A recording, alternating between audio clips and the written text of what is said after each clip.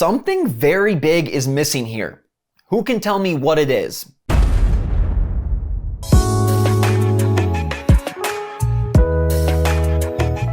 Good morning, Mario, and good morning, Switch fans. We've made it to another Monday, and if your week is starting off a little bit slow, I understand. But remember that in most cases, your week gets better when you decide it gets better, all right? Ponder that, and I decide that our week is gonna get better right now because we're covering the biggest and best from Nintendo Switch, including Pokemon Day, which has evolved into Pokemon Week, but there's something very off, and I wonder how it's going to play out.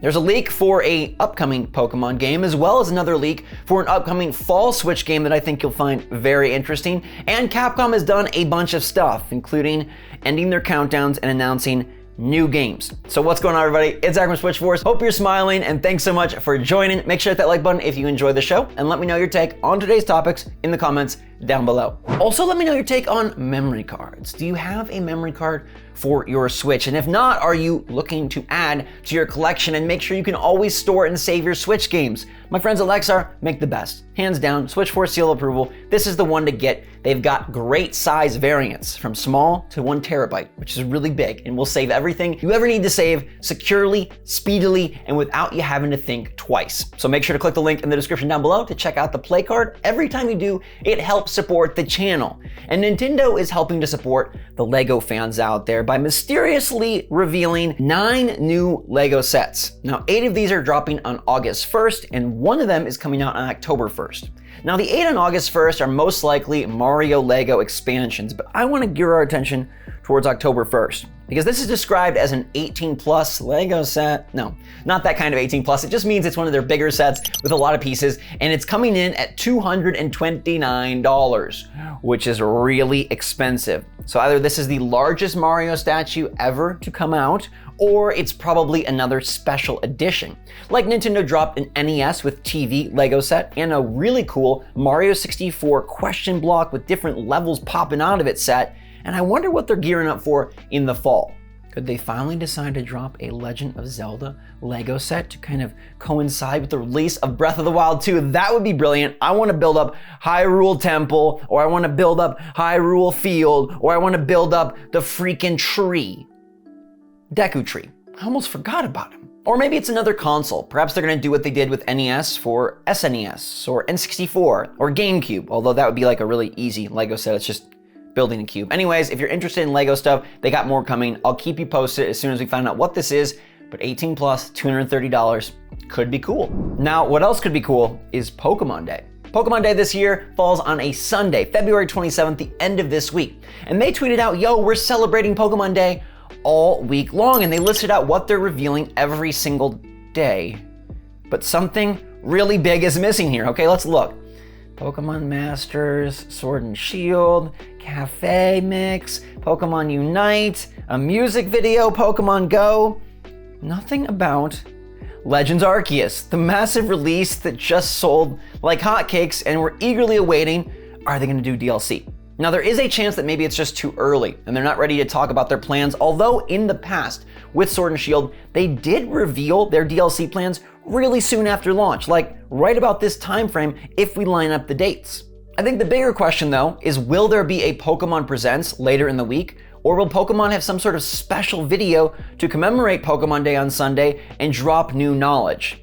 Now, Sunday isn't usually a day Nintendo chooses to present, but maybe they will. Pokemon kind of does their own thing. Game Freak Pokemon Presents, that's not a Nintendo Direct. It is a separate presentation. I would say maybe they're just taking it easy this year, but Nintendo loves to have Pokemon in the fall. And they also love to let us know what they're working on, and we don't got no clue. Except we sort of do have a clue, because a new leak shows that Detective Pikachu 2 is still happening. Okay, this game was originally announced and mentioned in 2019. They said they were bringing it to Switch. This was around the time of the movie. The first game, remember, was a 3DS title, and they said something like, oh, bringing that back, plus a Detective Pikachu 2 to Switch, and then nothing.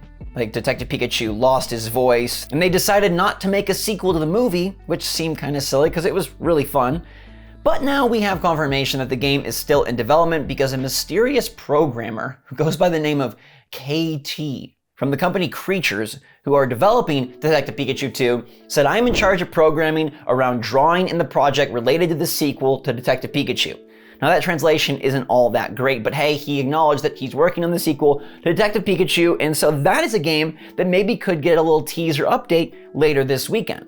Now, I also think there's a chance that there could be another substantial Pokemon something this fall. I suppose Detective Pikachu 2 could be that, maybe Pokken Tournament 2, or perhaps a Let's Go Johto, which lots of people have said, that makes sense if we're going in chronological order. They did Let's Go, they did Gen 8, they did remakes, they did Legends Arceus, so now cyclically, we're back to Let's Go. Nonetheless, I do think it's kind of odd that they're omitting their big new release, even if it was something simple like, hey, we got a new ribbon for your hair. I don't know, some sort of DLC. They're doing all this cool stuff for the other games that Pokemon players play. Why not the newest? Maybe they are saving it up for the weekend, and I'll definitely keep you posted. Hopefully, we hear more soon. Let me know in the comments down below if you think we're gonna get more Pokemon news for Pokemon Day, and what game you'd like to see them focus on. DLC for Legends Arceus, Detective Pikachu 2 now that we know it's still in the works, or something brand new altogether. Capcom also had us counting down a full week-long clock that we thought would lead to a new game. And late last night it did. It led to the reveal of Street Fighter 6, which is kind of what people were predicting. Tied up with one of their big tournaments, and now we know that the next game is coming soon, with no platforms announced and no gameplay shown. It had a real snazzy looking buff Ryu and really good graphics, but who knows how the game ends up actually playing and looking.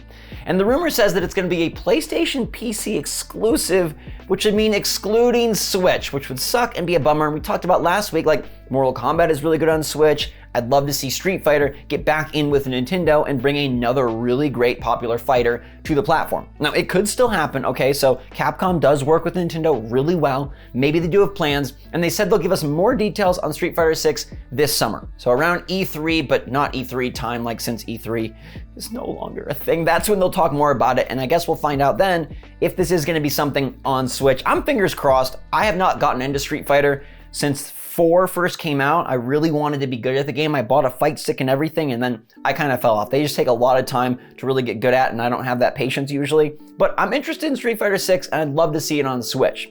Nonetheless, they did announce something for Switch because they also put out a new trailer for a brand new game called Capcom Fighting Collection, which releases on June 24th and catalogs 10 different fighters. Now, half of these are Darkstalkers games, and then you got some Street Fighter tossed in there. All of them will have rollback netcode, which is pretty fun if you want to play these older titles with solid online, and they do look pretty spiffy, and they will be on Switch digitally and physically for $40. It is old games. I'd prefer new games, but hey, at least they did do something, and Capcom is pretty good. In fact, I'd say maybe the best at putting out so many retro collections on the system. They've done wonders for Mega Man with all sorts of different bundles, and now Street Fighter, I mean, there's already a collection, and Darkstalkers coming in the mix. Capcom, they do good.